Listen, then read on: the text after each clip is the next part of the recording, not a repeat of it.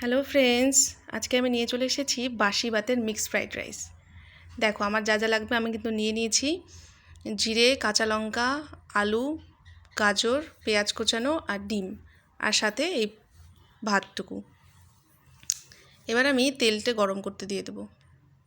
তেল গরম হয়ে গেলে আমি কিন্তু ডিমটা প্রথমে ভেজে নেব। দেখো আমি ডিমটা ভেজে নিয়েছি। এবার আরেকটু পরিমাণ তেল দিয়ে সেই কেটে রাখা গাজর আর আলুটা একসঙ্গে ভেজে নেব। গাজর আলুতে একটু পরিমাণ মতো লবণ, হলুদ দিয়ে সুন্দর করে ভেজে নিতে হবে। দেখো আমি লবণও দিয়ে দিলাম, এরপর একটু হলুদ দিয়ে দেব, দিয়ে কিন্তু ভেজে নিতে হবে।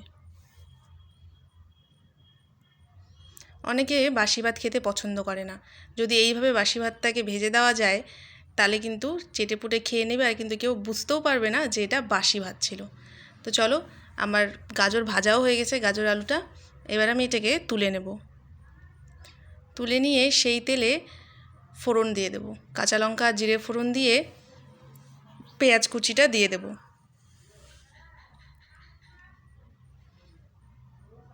এই যে পেঁয়াজ কুচি দিয়ে দিলাম, দিয়ে এবার পেঁয়াজটাকে একটু ভালো করে ভেজে নিতে হবে যতক্ষণ না পেঁয়াজটা ব্রাউন কালার নিয়ে নিচ্ছে। খুব আস্তে আস্তে আমার কিন্তু পেঁয়াজটা এখন ভাজা হয়ে যাবে।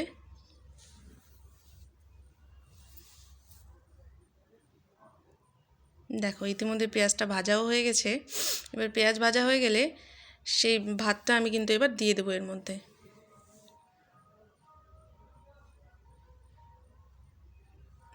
এই যে ভাতটা দিয়ে দিলাম।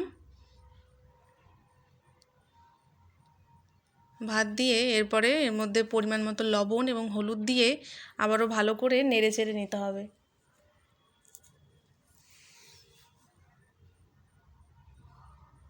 পরিমাণ মতো যার যতটা ভাত থাকবে সেই হিসেবে লবণ হলুদটা আন্দাজ করে দিতে হবে। দেখো ভালো করে মিশিয়ে নিচ্ছি, আমার মেশানো হয়ে গেছে। এবার একটু নেড়ে চেড়ে ভেজে নেব ভাতটাকে। ভাতটা প্রায় ভাজা হয়ে আসলে ভেজে রাখা আলু, গাজর আর ডিমটা এর মধ্যে কিন্তু আমি দিয়ে দেবো। এই যে দেখো ডিম আর আলু গাজরটাকে আমি এর মধ্যে দিয়ে দিলাম। এবার সব উপকরণগুলো একসঙ্গে ভালো করে মিক্স করতে হবে। দেখো আমি ভালো করে কিন্তু মিশিয়ে নিচ্ছি এর মধ্যে। এইভাবে নেড়ে চেড়ে মিশিয়ে নিতে হবে। এরপর মেশানো হয়ে গেলে প্রায় আমার রেডি হয়ে গেছে।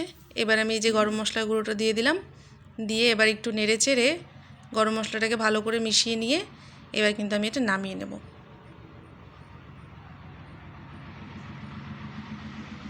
রেডি আমার বাসি ভাতের মিক্সড ফ্রাইড রাইস। এই হচ্ছে ফাইনাল লুক। ভিডিওটি কেমন লাগলো কমেন্ট করে জানিও। যদি ভালো লাগে তাহলে একটা লাইক করে দিও, আর এরকম ভিডিও পেতে চ্যানেলটিকে সাবস্ক্রাইব করে দিও। টাটা।